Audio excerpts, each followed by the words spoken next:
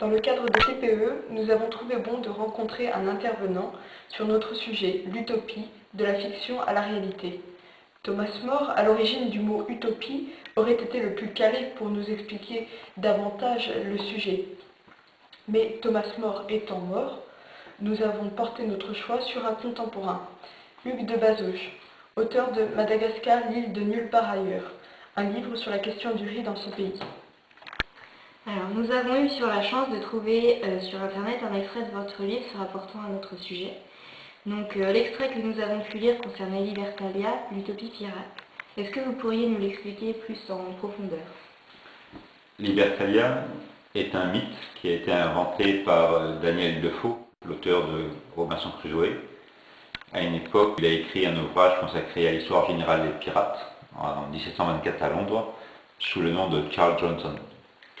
Et on pense qu'il s'est inspiré de l'histoire d'un navigateur anglais ou d'un marin anglais qui a été fait prisonnier quelques années à Madagascar comme esclave pour avoir été naufragé.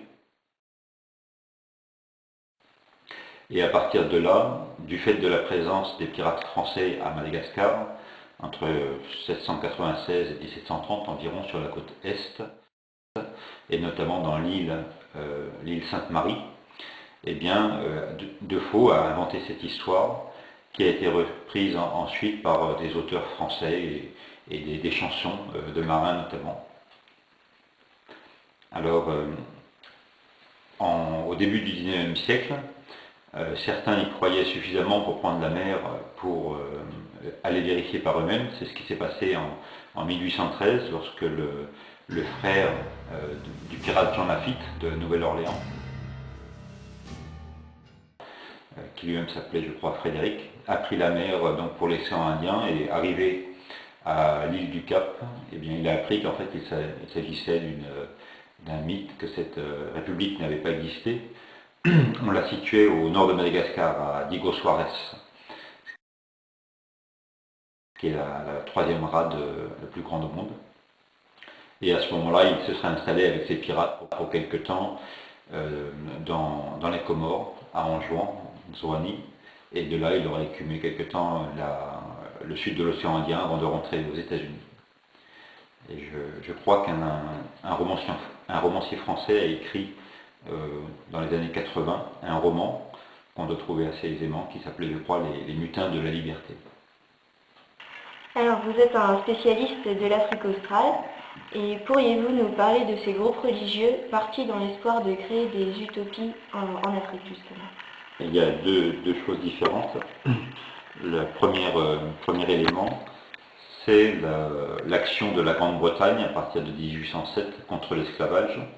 Donc l'Angleterre va non seulement interdire la traite en mer, mais va s'y opposer militairement.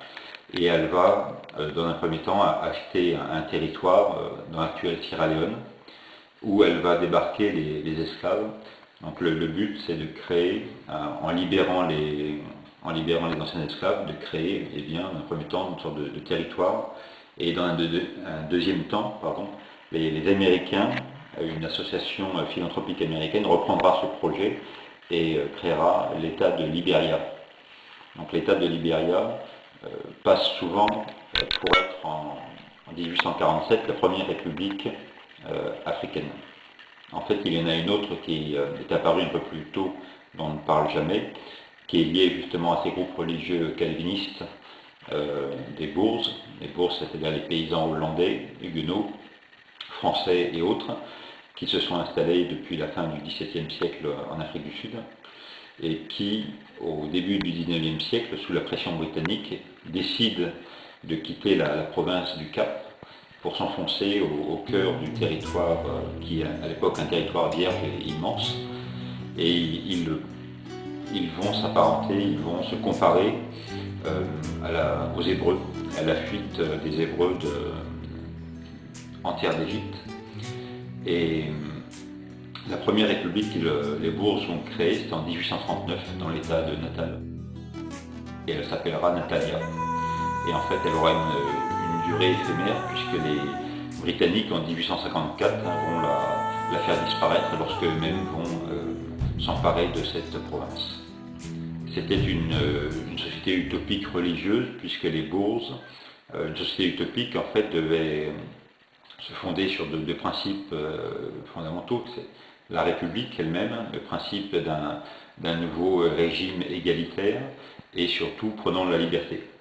Donc en l'occurrence, il s'agissait pour eux de se soustraire à l'arbitraire de l'empire colonial britannique, qui depuis 1806 s'était emparé de cette province, et d'autre part, comme l'avaient fait les pirates dans les Caraïbes avant eux, comme l'avaient fait les premiers habitants des États-Unis, les puritains, eh bien, c'était de reconstituer une communauté religieuse idéalisée dans un territoire vierge, puisque c'est un des autres critères, se soustraire au monde connu pour gagner une terra incognita, une terre inconnue à l'époque, et donc recréer quelque chose qui n'existait pas.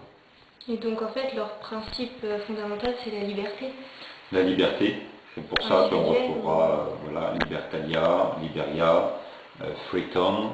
À chaque fois, on retrouve cette idée qui est sous-jacente et qui ensuite va se développer au XVIIIe siècle avec le siècle des Lumières et qui sera repris bien sûr dans la République française et dans la Déclaration des droits de l'homme qui sert un peu de préambule.